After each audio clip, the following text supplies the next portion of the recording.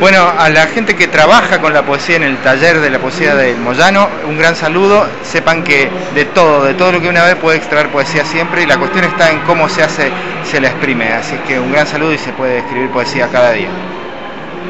Mi nombre es Fernando G. Toledo, soy un autor mendocino y estoy de visita en la Feria del Libro y en el Festival Internacional de Poesía de Buenos Aires. Fernando, para empezar, si las chicas quisieran saber algo más de vos, si te tuvieras que presentar, ¿qué les contarías? Que empecé a escribir desde muy joven, desde los 19 años, a los 23 ya estaba publicado mi primer libro con ese material conformado en esos pocos años de recorrido. El segundo libro apareció junto con la aparición también de una editorial que fundé con un colega, y a partir de ahí empezamos a llevar la poesía como emblema, sabiendo que la poesía siempre es un género un poco lateral. Con la creación de Libros de Piedra Infinita, una editorial de Mendoza, pudimos publicar nuestros poemas y abrimos un poco el juego a poetas de Mendoza y de otras latitudes que pudieran publicar, y así es que han aparecido hasta ahora 15 títulos de poesía. Luego tuve la suerte de ganar un certamen poético, el premio Vendimia, que es el premio más importante de la zona oeste en la Argentina, que permitió la publicación del tercer libro, que se llamó Secuencia del Caos. Luego, insistiendo con mi sello editorial, publiqué Viajero Inmóvil en el año 2009, y ahora a través de la editorial Alción de distribución nacional acaba de aparecer Mortal en la Noche, que será presentado en la Feria del Libro. Fernando, ya que contabas o presentabas estos libros que editaste, ¿qué les contarías? ¿Qué es lo que se encuentra en cada uno de esos libros? ¿En qué se parecen? ¿En qué se diferencian? Bueno, por suerte hay una gran variedad de estilos en esos libros que pudimos publicar. En un principio, estamos hablando del año 2001-2002, había cierta semejanza, una sonoridad semejante, como si fuera esas sinfonías que suenan siempre en una nota, en una tonalidad. Bueno, había cierta semejanza entre los primeros libros. A partir del avance de los años fueron apareciendo muchas estéticas. Ahí uno puede encontrarse con poesía mucho más cercana a lo prosaico. También hay una búsqueda muy lírica en otro tipo de poetas, incluso en algunos casos búsqueda a través de elementos formales como la rima y la métrica, y poco a poco también hemos visto a poetas que van conformando su propia voz, en algunos que han reincidido con nosotros. Así que la verdad que como muestrario de la poesía mendocina escrita en los últimos años, creo que el catálogo de Libros de Piedra Infinita es excelente para darse cuenta cómo va la cosa. Rebobino y voy de vuelta. Preguntaba en tus libros, en los libros propios, ¿qué de parecido, qué de diferente, qué se encuentra? Bueno, Hotel Alejamiento se llama el primero, y yo lo veo siempre como un libro inicial, pero de todos modos también lo reconozco cada tanto como un libro que marcó básicamente lo que fueron algunas líneas directrices de lo que fui escribiendo luego. Sobre todo una preocupación constante por una tensión que yo notaba entre la poesía, como un intento de dar palabras hacia afuera, y por otro lado la imposición general o el triunfo final del silencio. En esa tensión, que yo aspiraba a una búsqueda filosófica casi en esos libros, se extendió también un poco a Diapasón, que fue el segundo libro, en el que empezaron a aparecer, sin embargo, algunos poemas surgidos de la cotidianidad, de un hecho trivial que me permitiera encontrar alguna reflexión un poco más grande. Secuencia del Caos, el tercer libro, ahí lo más importante creo que se acentúa un poco esa búsqueda temática en cuanto a la tensión de la palabra poética y el silencio, pero lo formal también tuvo mucho que ver, porque absolutamente todos los poemas de ese libro están trazados en versos en decasílabos.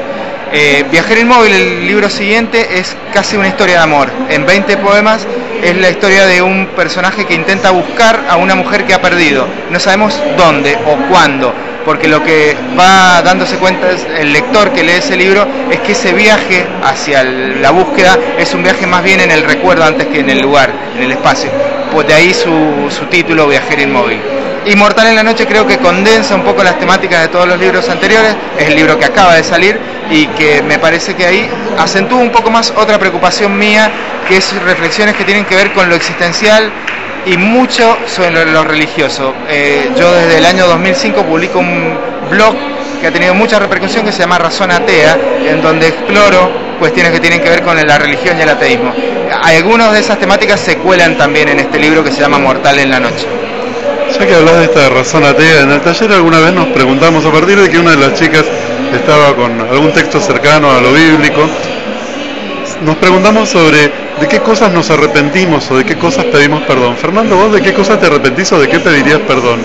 Mira, la verdad es que yo soy un lector muy asiduo de Baruch de Spinoza, un gran filósofo judío portugués, alemán, holandés, justo que en Holanda está dedicada la feria este año. Spinoza decía claramente que lo peor que puede hacer una persona es arrepentirse. El arrepentimiento hace doblemente grande el error.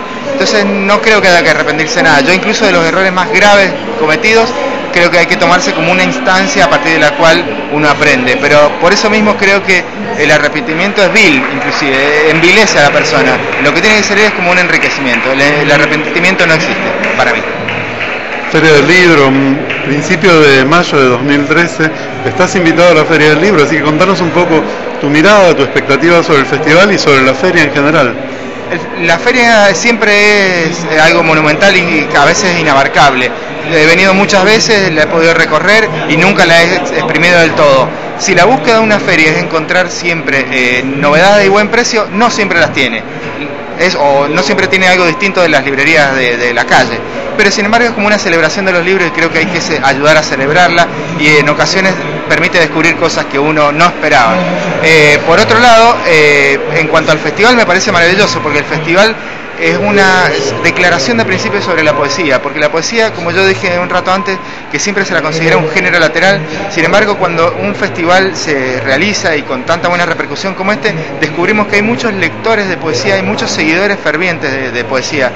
Y la posibilidad que permite el festival es conocer incluso nuevos autores y poéticas, palabras muy distintas a las que uno rodean. Y con que nosotros nos vengamos de un festival de poesía, con que nos haya impactado una línea, un verso nada más de un poema, ya creo que vale la pena realizar. Con APOA, desde hace mucho tiempo vamos al Hospital Moyano y también desde hace mucho tiempo se trabaja en las escuelas. Y la CEA desde el festival también trabaja con esto de las escuelas. ¿Qué sabes de esa movida? ¿Participaste? ¿Por qué te interesaría en tu caso participar en esto de ir a las escuelas? En realidad el llevar la poesía a las escuelas me parece parte de un concepto general de llevar la poesía a todos lados. Este festival, por ejemplo, tiene una de las actividades es llevar la poesía al mercado del progreso.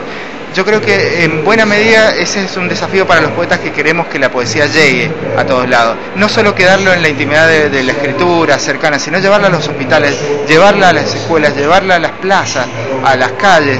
Y yo creo que hay veces que sorprender a alguien con poesía es una de las mejores sorpresas que por lo menos yo como lector de poesía he recibido. Así que me parece que tiene todo un sentido externo a la poesía, que es no solo el goce estético, sino que tiene todo lo demás. El descubrir que hay cosas, que hay palabras que están de alguna manera narrando lo que nos pasa.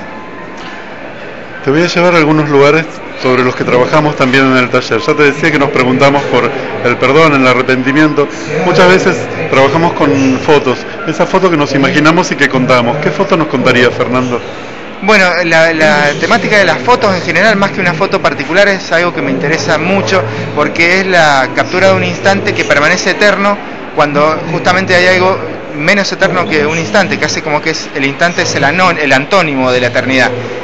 A partir de ahí lo que comienza a jugar es todo lo que queda como selección, porque tomar una foto es elegir de toda la inmensa, inabarcable realidad un fragmento generalmente rectangular y plano que simula una tridimensión. Entonces es como un artificio mágico reducido a un centimetraje de 20 por 15 centímetros a veces, que encierra un montón de cuestiones. Y yo creo que si hay una metáfora visual de lo que puede ser la poesía, o por lo menos un poema, es una fotografía, en especial una instantánea, porque lo que la instantaneidad de la fotografía creo que es a lo que aspira la poesía, a buscar una búsqueda estética a partir de la selección, del recorte, y creo que la fotografía lo expresa claramente. Voy a insistir, una foto tuya que nos cuentes. Una foto mía que nos cuente, y en realidad uno puede pensar en el recuerdo. Yo tengo una foto muy constante en mi recuerdo, que no recuerdo el instante, pero sí la fotografía. Es decir, que tengo recuerdos de la fotografía, pero no del instante que estoy viviendo ahí, lo cual es un juego ya mucho más amplio. En este caso es una fotografía en la que estoy sobre un pony, yo tengo que tener 1 año y medio, y me está sosteniendo mi padre de atrás. Representa muchas cosas para mí porque en ese sostenimiento uno no sabe caminar todavía en esa edad a veces, y estoy encima de un caballo, es como que me está mi padre no solo sosteniendo, sino invitando a conocer maneras de recorrer el mundo. Por esa razón tengo muy presente siempre esa fotografía. Otro de los puntos que trabajamos en el taller es el tema de los miedos. Un miedo, ¿y qué hiciste vos, Fernando, con ese miedo? En realidad el miedo constante es no a la muerte personal, sino cuando uno tiene seres queridos cercanos, a la muerte de un tercero.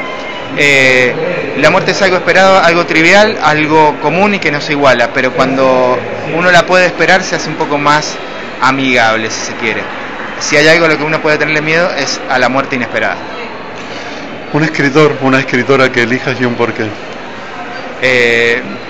Yo voy a hacer trampa porque voy a elegir una obviedad. Jorge Luis Borges, por todas las razones que uno quiera.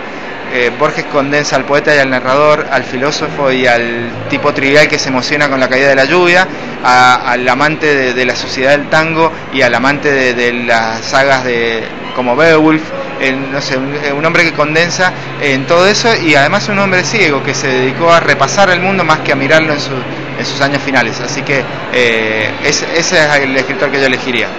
Una mujer de tu historia, de la historia del mundo, que elijas y un porqué. Bueno, hay como unas mujeres, las mujeres que nos pasan de largo y de las que uno aprende leyéndolas o sabiendo de ellas, y las mujeres que forman parte de nuestra vida. Por supuesto que para las personas comunes y corrientes, las personas cercanas, como por ejemplo mi esposa, sería mucho más importante que cualquier otra mujer en la vida.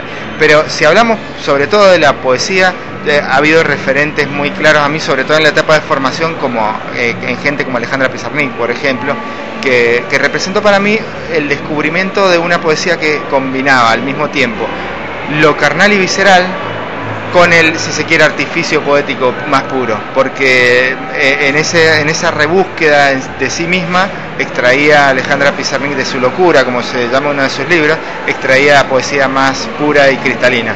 Entonces representó mucho para mí en etapas de formación.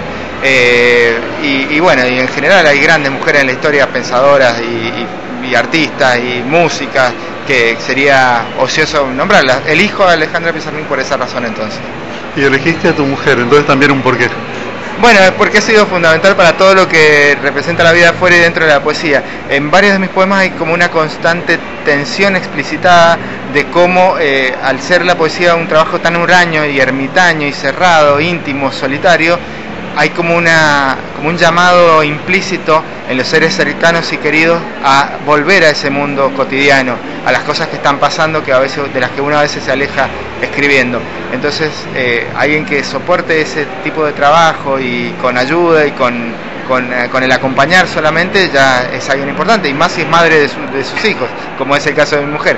Así que por esa razón obviamente es mucho más importante para mí Romina que Alejandra Pizarnik.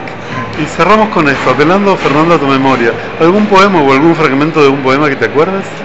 ¿De algún poema propio? Uy, la verdad que es poner en juego mi memoria, pero en realidad me gustaría citar un solo verso de un poema que es, creo, el más extenso que he escrito, que ocupa varias páginas, pero en las primeras versos trato de contar esa tensión de la que yo hablaba recién. El poema se llama Nocturno Interior, y los primeros versos dice: yo desnudo en la noche igualadora, con el cuerpo encendido, yo desnudo, con palabras no dichas en los dientes y poemas como ofrendas absurdas que pretenden pronunciar el planeta desde la asfixia de un cuarto cerrado. Fernando, infinitas gracias por acompañarnos. No, porque muchas gracias a ustedes y saludos a la gente del taller de poesía también.